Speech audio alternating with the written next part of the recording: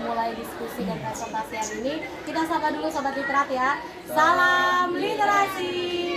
Jalan Garulis Jabar, literat, unggul, sejahtera. Oke, hai Sobat Literat, kami dari tim GLS SMN 1 Atap Cibitung. Seperti biasa, agenda bulanan kami adalah setelah kami mereview buku, meskipun ini tidak masuk ke dalam tantangan, tapi ini menjadi kegiatan rutin kami. Kami harus melakukan diskusi dan presentasi isi buku yang kami baca selama sebulan ini. Nah, kali ini diskusi dan presentasi kami yang ke-9, yaitu berarti periode November 2023. Untuk diskusi dan presentasi yang saat ini kita lakukan, presentatornya yaitu tim ketiga, yaitu timnya Bu Listi, Ridho, dan Umam. Ya, sebelum kita mulai diskusi hari ini, kita berdoa sama-sama mengucapkan basmalah atau mengikuti ya untuk yang non. Bismillahirrahmanirrahim. Ya, alhamdulillah, kita langsung saja ibu dulu ya. Nanti baru gitu gantian Umam atau Ridho. Ya, nah, di bacaan ibu yang bulan ini, ibu membaca antologi cerpen. Judulnya Gemercik dari Elunar Publisher. Ibu mereviewnya dengan metode Y-chart, ya, mencari hal yang berkesan, terlihat berkesan dan terdengar berkesan. Alasan ibu membaca buku ini buku sebenarnya sudah dari tahun 2019. Nah, saya mencari koleksi-koleksi buku yang belum dibaca, ternyata nemu ini. Dan ironisnya buku ini ternyata ibu waktu itu pernah ikut event. Ya, kemarin kita chorus ya. Nah, sebelum chorus di Elunar ini tahun 2019 pas zaman Covid, ibu ikut event menulis dengan tema suara. Temanya itu suara. Nah, dia memberikan judulnya Gemercik. Nah, dari Gemercik ini seperti yang kita ketahui, apa sih gemercik itu? Air. Ya, air kan, bunyi yang dihasilkan oleh air yang jatuh. Hujan yang jatuh terus kena genangan air. Ya kan, hilang dalam genangan air kan, seperti itu kan. Itu gemercik.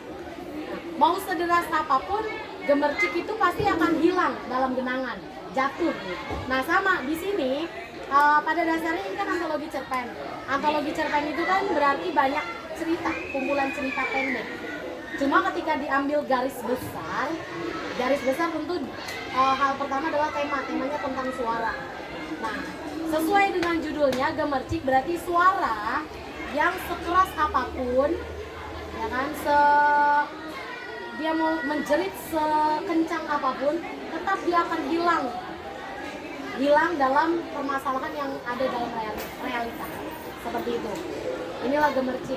Nah, di sini banyak hal menarik yang ibu dapatkan dari cerita ini, karena memang benar-benar kita melihat suara. Jadi bukan hanya mendengar suara. Suara itu bisa terlihat dan terdengar. Itu uniknya dalam cerita ini. Ada hal selain cerita saya, ibu sedikit ya cerita tentang cerita ibu.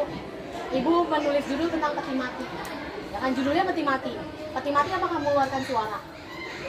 Tidak mengeluarkan suara. Tapi uniknya sebuah cerita itu kita menyimbolkan sesuatu hal yang absurd, mati yang nggak ngeluarin suara, tapi itu bisa jadi ada suara. Suaranya bagaimana? Jadi mengingatkan kita tentang kematian. Jeritan hati. Hal yang tidak bisa dibohongi adalah nurani hati kita. Nah, ini tokohnya karena ibu guru pasti nggak jauh-jauh dari dunia pendidikan. Jeritan hati atau kegelisahan saya sebagai guru, dan tapi di sini ceritanya sebagai kepala sekolah yang mempertahankan kredibilitasnya, kejujurannya sebagai kepala sekolah di tengah-tengah korupnya dunia. Padahal ironisnya kita dunia pendidikan ya, tapi ternyata korup itu tidak memandang ini bidang pendidikan, bahkan bidang agama pun ada kan, bahkan tinggi kan korupsi di departemen agama. Nah, itu ada juga keunikan lagi cerita tentang seorang anak yang biasa berteriak sama orang tuanya, berteriak sama ibunya, ya, membentak sengor kalau bahasa Jawanya, yang ngegas terus bahasa gaulnya, ngegas ibunya terus, gitu kan, hingga akhirnya sering dia dinasehatin jangan ini mas, saya seperti ngaca ya ketika membaca cerita ini, makanya menurut ibu itu cerita menarik karena saya soalnya kencang, saya mungkin tanpa sadar saya pun kencang ke semua orang termasuk ibu saya namanya ibu kan makin lama makin tua, nggak mungkin makin muda. Nah dia menerima bentak-bentakan seperti itu atau suara, mungkin si anak nggak bermaksud membentak, dengan atau bisa jadi ada suatu titik dia lelah, dirinya selalu membentak ibu, manggil ibunya tuh nggak pernah sopan gitu kan, ibu, jerit-jerit. Nah, ibunya padahal beraktivitas biasa, entah nyuci, ya biasa lah ibu rumah tangga, hingga awal berangkat sekolah anak itu bebe aja ngeliat ibunya, amitan seperti biasa dan ibu aku pulang, kayak aku berangkat sekolah dengan bentak lagi, dengan nada tinggi, mungkin bukan bentak, dengan nada lebih tinggi daripada orang yang biasanya. Ketika pulang dia mendapati ibunya sudah meninggal, dan posisi meninggalnya adalah sedang tidur. Jadi tidur, padahal ibunya melakukan aktivitas biasa, merasa lelah. Di sini tokoh sudut pandangnya adalah tokoh yang bercerita adalah si kakak dari anak itu. Kakaknya kan selalu di rumah. Jadi kakaknya ini sudut pandang orang ketiga yang mengamati gerak-gerik si ibu, gerak-gerik adiknya. Dia posisi penonton, posisi yang menonton. Jadi kan ngelihat aktivitas ibunya masih biasa aja. Tapi memang hari ini ibu sangat lelah. Biasanya ibu ketika adik saya misalnya membentak nada tinggi, ibu pasti selalu bilang, kenapa kamu harus selalu berkata tinggi gitu, maksudnya nada kamu tinggi ketika berbicara dengan ibu, bagaimanapun aku adalah ibumu, atau pelankan suaramu nak, ibu sudah tua, seperti itulah. Tapi yang namanya suara, mungkin dia nggak sengaja, saya kayak ngaca gitu, nggak bisa pelan, saya orangnya kencang terus gitu. Nah di situ perubahan drastis dari si anak ketika dia mengetahui ibunya meninggal. Si kakak bercerita, sejak ibu saya meninggal, si adik suaranya hilang. Jadi suaranya hilang bersama dengan meninggalnya sang ibu. Saya menghilangnya gimana Bu? Apakah dia langsung dari bisu? Tidak, dia langsung selalu jadi anak yang pendiam total, menyesal karena selama ibunya masih hidup, si anak ini nggak pernah ngedengerin, maksudnya nggak pernah menurunkan volume suaranya. Entah volume suaranya, entah intonasi suaranya, tapi yang jelas yang mungkin tanpa sadar ya, bisa jadi itu mengganggu kesehatan si ibu, ya kan bisa jadi, soalnya ibunya kan pelankan suaramu mak, nak ibunya sudah tua, bagaimanapun ibu sudah tua, pelankan suaramu, seperti itu. Ini padahal hal kecil loh nak, kalau ibu sih yang biasa kenceng, sebenarnya itu hal kecil, tapi namanya dia kebiasaan. Saya jadi berpikir, oh iya ya, nggak bisa suara itu selalu dibiasakan kencang, apalagi yang kita hadapi adalah orang tua. Mungkin maksud kita nggak bermaksud membentak, tapi memang kita suaranya kan ada ya, kayak Vina susah ngegedein suara kan, ibu susah ngecilin suara, mengolah suara. Nah itu kita sama-sama belajar. Nah inilah suara di sini uniknya begitu. Jadi dari benda-benda itu, walaupun dia bentuknya benda mati, tapi dalam cerita bukan hal mustahil bisa menjadi suatu suara. Orang yang tadinya suara kenceng, ketika suatu peristiwa dia bisa jadi kehilangan suaranya. Atau ada juga sudut pandang anjing. Saya pikir dia ngomong aku ini tokoh manusia. Jadi si anjing, tapi ternyata anjing yang bercerita. Iya, di sini ada anjing bercerita. Aku melihat si pemiliknya ya, si ibu lupa tokohnya namanya siapa, angkat si A ini selalu ngejerit-jerit tentang misalnya komentarin tentang parpol. Sekarang kan lagi memanas nih, mau pemilu kan, jangan pilih si A, si B ini karena dia begini, ya kan? Terus tapi ketika ada serangan Fajar yang ngasih duit, dia langsung apa untungnya saya kalau saya bisa menggerakkan massa buat bapak ibu gitu kan, maju ke pemilihan ini. Ketika dikasih uang, langsung suara itu tiba-tiba berubah. Nah itu juga suara itu bisa jadi berubah, yang tadinya dia itu namanya suara palsuan, suara manipulatif yang bisa memanipulasi orang. Dan ini yang bercerita tokoh anjing. Terus anjing itu ngomong, ternyata manusia lebih anjing daripada saya, daripada aku. Lebih tidak punya pendirian ya, kalau anjing kan terkenal dengan kesetiaan ya, walaupun anjing itu maksudnya kalau dalam Islam kan liurnya najis, tapi kan kita tahu itu binatang yang setia. Nah sedangkan dia menjual suara, ironis sekali dia menjual suaranya. Terus akhirnya si anjingnya meninggalkan pergi. Aku tidak peduli pemilikku memanggilku berkali-kali, aku pergi, aku muak. Itu anjing aja muak dengan kebohongan, itu anjing bercerita. Ini hebat. hebatnya kumpulan cerita. Jadi tidak harus cerita itu apakah itu dinamakan fabel, Bu? Belum. Karena kan tokoh utamanya siapa? Bukan anjing itu. Anjing itu hanya bercerita. Yang menjadikan masalah siapa? Si tokoh. Iya kan, yang si tuannya kan, tokoh utamanya kan konfliknya di tuan. Anjing itu sebagai penonton yang melihat sudut pandangnya itu. Nah, hikmahnya apa? Hikmahnya intinya ketika kita punya suara, suara yang paling kecil suara apa? Suara hati. Suara yang kecil itu suara hati. Jangan biarkan suara hati kamu itu terus terpendam. Jadi suara hati itu mencerminkan apa yang ada di pikiran kita, apa yang mengganggu alam bawah sadar kita. Ketika kamu memiliki suatu gangguan tertentu, unek-unek tertentu, ungkapkan, komunikasikan. Jangan dipendam. Banyak cerita di sini, suara-suara itu dia hanya menjerit di dalam hati. Lama-kelamaan akan hilang dalam realita dan akan lama-lama nggak kedengeran gitu. Itu pertama dari diri kita ya, hikmahnya. Terus dari orang lain apa? Ketika orang lain mengeluarkan suaranya, apapun itu hargai. Hargai itu. Hargai suara itu. Jangan sampai itu suara menjadi lenyap juga. Karena suara itu rentan lenyap. Suara bisa banyak wujudnya, bisa banyak gelombangnya, tapi akan cepat selesai.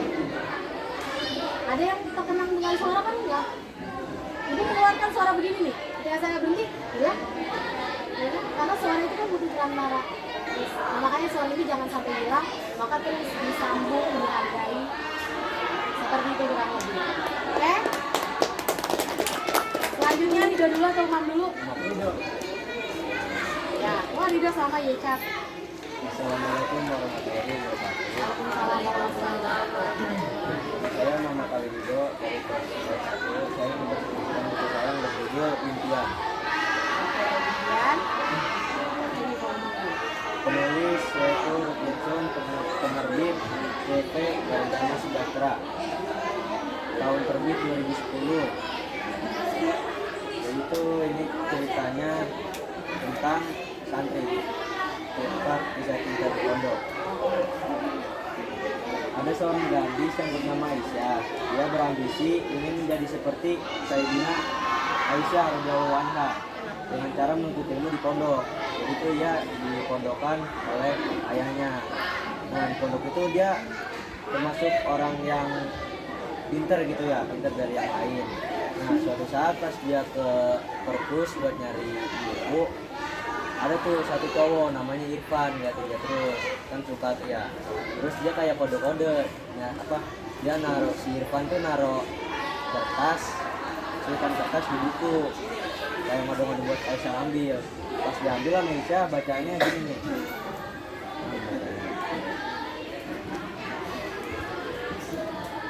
Surat dari Irfan.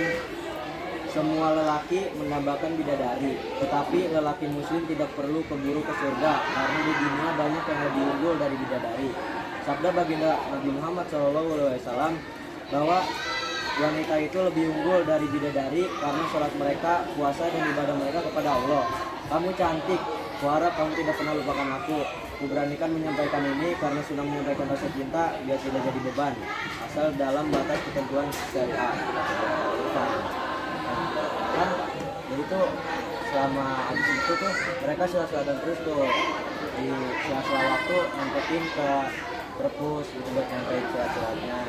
Nah, jadi tuh setiap semester tuh ada diskusi antara santri cowok sama santriwati itu, ada diskusi. Nah, si Aisyah ini nyari-nyari Irfan tapi nggak ketemu. Ternyata di depan itu ada cowok namanya Yusuf. Saat dia ingin menjelaskan tentang pendapatnya dengan materi-materi ini, ternyata si Yusuf itu pinter banget, terus mukanya juga ganteng nih ya, mukanya juga ganteng si Yusuf. Terus si Aisyah itu jadi berpaling gitu Bu, berpaling dari Irfan ke Yusuf. Terus Irfan gara-gara tahu berita itu dari temennya, Irfan jadi kesel tuh.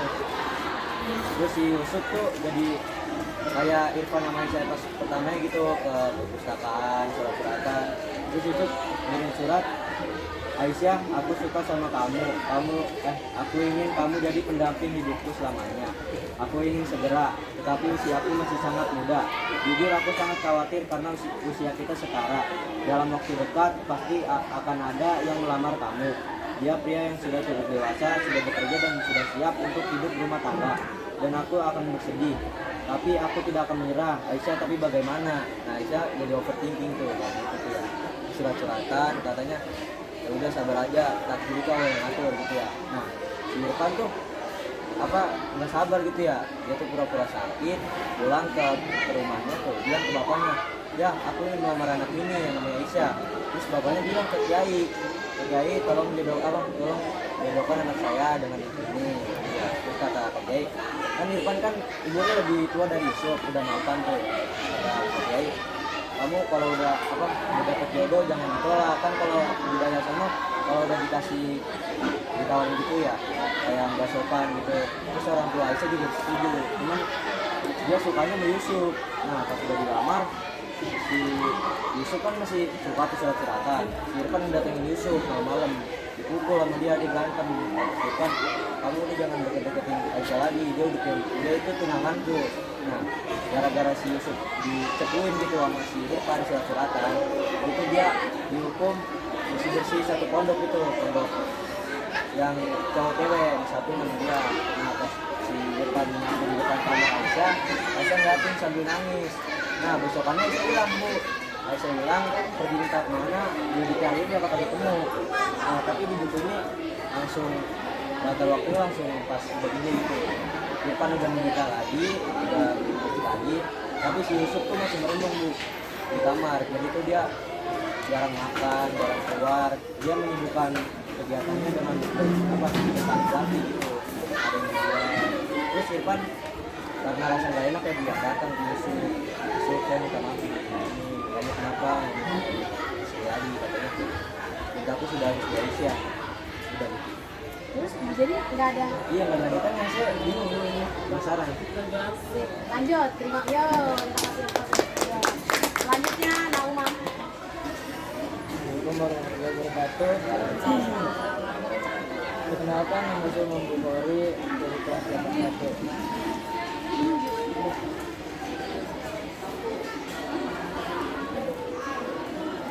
Kali ini saya akan mereview buku ke-9 periode September ya Bu. Ya.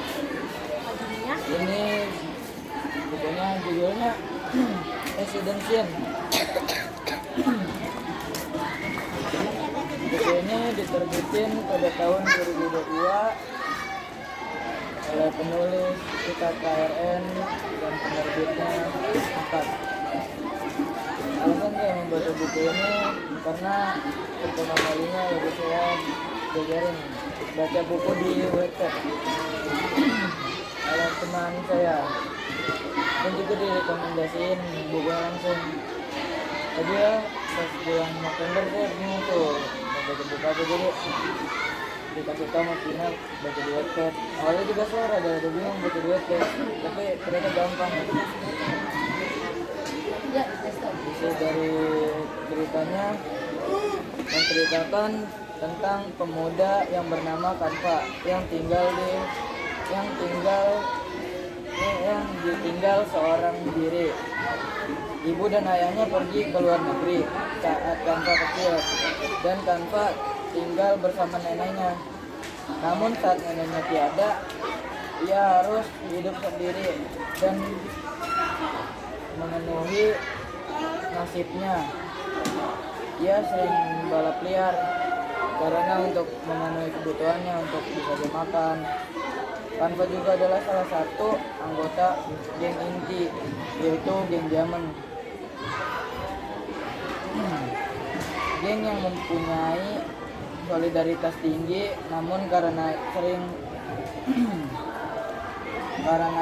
balap liar dan jarang tidur, Kanva mengidap penyakit gagal ginjal dan meninggal. Hikmah yang bisa saya ambil ialah jangan sering bermalas-malasan, dan kita harus saling mengerti perasaan teman kita, dan juga tidak saling membohongi teman kita, karena teman yang benar-benar sejati ialah teman yang solidaritas. Sekian dari saya. Assalamualaikum warahmatullahi wabarakatuh.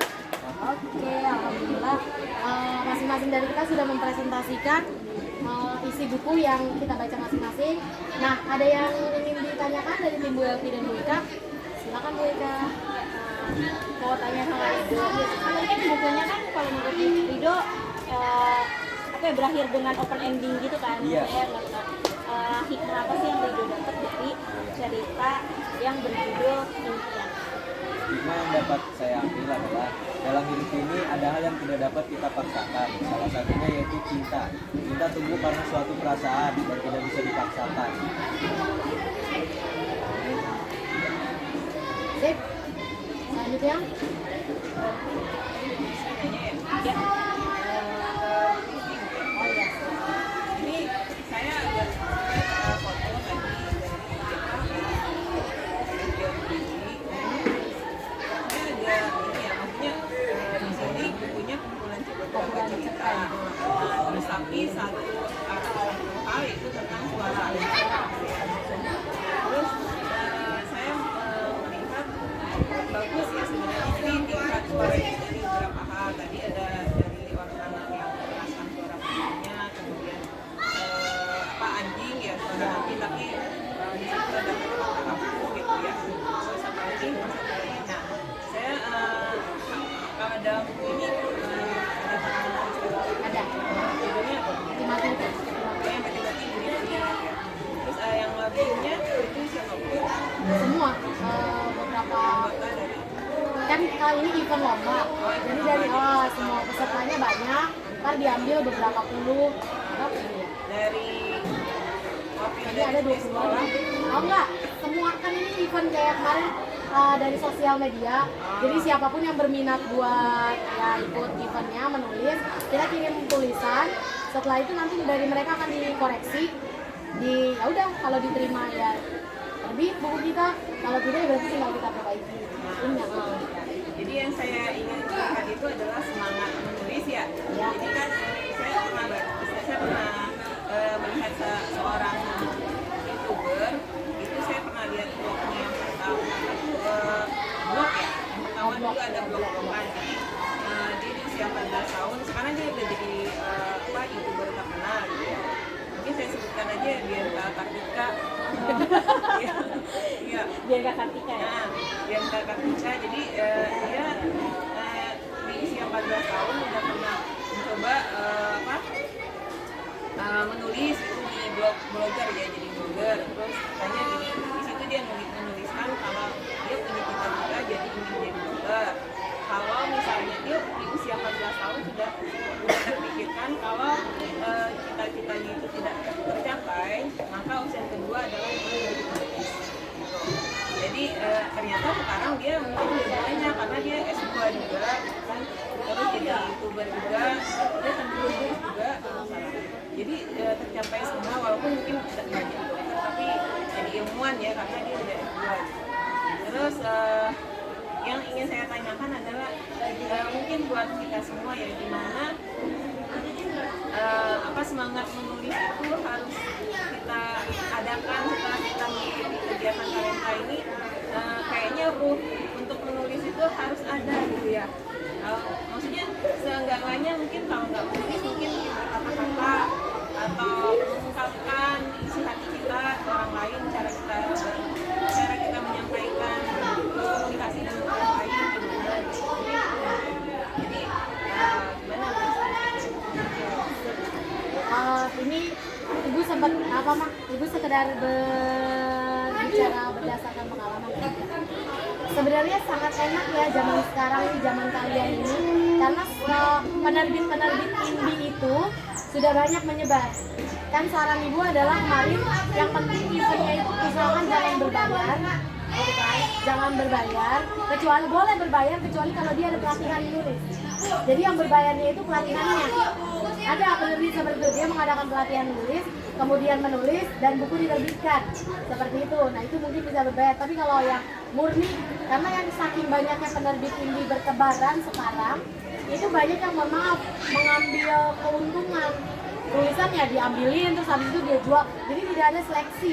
Nah itu dia, kalau tidak ada seleksi jadinya kita nggak tahu tolak ukur bagus kurang bagusnya tulisan kita seperti itu. Nah masalah semangat nak, kalau berbicara tentang menulis yang diterima, saya pun baru diterima di penerbitan menulis setelah saya kuliah belajar menulis. Ibu kalau ngomongin suka menulis suka dari dulu, dari SMP saya ikut terus lomba, misalnya menulis cerpen di Aneka Yes, majalah tenar zaman kita bukan, atau majalah apa ya waktu itu tuh, pokoknya majalah-majalah sastra lah ibu pernah ikut. Femina, nah ini juga pernah ikut tapi gagal terus. Itu kan masuknya majalah lumayan besar ya pada zaman saya. Nah karena sekarang penerbitnya banyak yang indie, mereka itu lebih turun standarnya sebenarnya. Jadi nggak harus tulisan kita sastra, ya karena tulisan kita terstruktur, bisa dipahami orang, bisa diterbitkan. Buktinya kemarin cerita Mini, walaupun tentu ada penerbitan ya, enak banget juga kamu. Sekarang mah ada guru-guru yang ikhlas untuk editing. Nah, makanya untuk masalah tetap nih selesai talenta, kita pakemkan terhadap diri kita, terutama kalian para pria. Talenta anak SC itu kebanyakan cewek ya. Yang cowoknya, ayo kita sama-sama menulis. Nah, membaca itu bisa membuka dunia. Tapi dengan menulis, orang lain akan mengenal kita. Kata Pramudiananda, pekerjaan yang untuk keabadian adalah menulis. Kenapa? Walaupun kita sudah mati, insya Allah buku kita nggak akan pernah mati. Akan terus bermanfaat. Banyak sastrawan yang sudah meninggal, penulis yang sudah meninggal, tapi karyanya masih bermanfaat sampai sekarang, dan itu bisa menjadi ladang amal. Makanya menulislah memang untuk ibadah, bismillah sama Allah, mengeluarkan keluh kesah yang ada di hati. Silakan ikuti aja. Cari sosmed sekarang terbuka banget nak, ya kan? Hal sederhana itu. Jadi sambil lihat sosmed itu sambil lihat ada nggak sih lomba-lomba yang bisa saya ikuti. Gimana perasaannya nih yang kemarin pernah menerbitkan kurs 2 orang kan? Seneng nggak kira-kira ada tulisan kita walaupun hanya selembar 2 lembar di buku? Ada perasaannya kayak gimana? Ada yang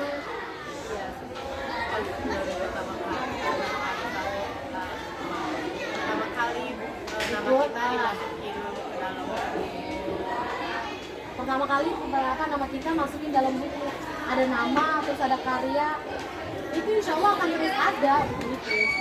Seperti itu. Nah mungkin kedepannya sih kan kita ada penerbitan buku talenta ya, mudah-mudahan ntar selanjutnya kita bisa menerbitkan juga punya buku sendiri.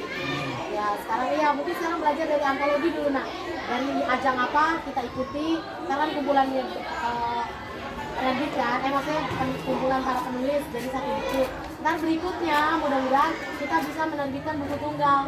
Ibu aja buku tunggal baru satu baru yang kemarin menerbitkan buku tunggal yang potret aksi sang penggerak. Terus satu ibu. Dulu antologi udah lumayan. Terus yang berikutnya lebih berani sekarang 2 penulis jadi satu, yang ibu ngajak murid itu juga ibu event. Ibu sempat gagal di penulisan di ajang pusat bahasa, Badan Bahasa mengadakan penerbitan buku, saya gagal buku itu. Terus saya sama teman saya ngolah lagi, diperbaiki lagi apa sih yang bermasalah. Kemudian saya lihat penerbit dibuka penerbitan buku, ajang menerbitkan buku. Saya kirimkan, lolos, saya masuk kalau nggak salah 10 besar. Yang memang 10 dia memilih 10 buku yang akan diterbitkan. Itu saya merasa kayak penulis beneran ya. Harganya dari saya, ibu mau berapa penulisannya, terus berapa keuntungan penerbit, ada surat perjanjiannya nak. Nah itu dia, itu lebih asik lagi. Kalau antologi kan mungkin kita hanya dapat diskon penulis, ya kan? Kayak kemarin saya dapat diskon kan, diskon penulis. Tapi nanti ketika ada buku yang misalnya kamu cuma nulis 2 orang, itu dianggapnya seperti buku tunggal, apalagi kamu 1 orang. Nah itu kamu akan dapat surat perjanjian dari penerbit, kontraknya, dapat keuntungan berapa, royalti. Kita nanti dapat royalti, ada di akun dan itu bisa dicairin. Itu waktu itu ibu kerja sama juga sama murid, jadi bertiga, murid ilustrator gambar, saya dan teman saya di luar sana jadi penulisnya. Kamu mau seperti itu, ayo. Makanya menulis itu nah nggak langsung bisa, nggak langsung bagus, semua ada proses. Ibu pernah bercerita murid saya lebih duluan jadi penulis ketimbang saya. Jadi guru bahasa itu tidak menjamin dia jago menulis. beliau menjaminnya adalah mungkin bisa mengkritik, karena memang ilmu yang saya pelajari di kampus mengkritik tulisan, kritik sastra namanya, mengkritik sastra. Tapi untuk menulis itu butuh latihan dan bakat iya, tapi bakat bisa tertutupi kalau kita nggak pernah latihan menulis. Nggak punya bakat bisa tertutupi kalau kita sering latihan nulis. Jadi intinya apa kalau pengen nulis? Latihan terus, jam terbang misalnya. Cakepin. Ketika ibu bilang, nih Rahel kamu terlalu banyak dialog misalnya, tolong ininya dibanyakin narasinya, kan itu jadi PR kamu kan. Rahel seperti itu. Ini siapa lagi begitu, oke? Terima kasih. Ada lagi buat Umam? Mungkin saya boleh. Boleh. Saya ingin bertanya tentang Imam bapaknya ibu dan ayahnya tanpa. Itu dia kan pergi ke luar negeri. Dia itu dibuang sama neneknya, nggak dibuang lagi apa gimana? Neneknya meninggal.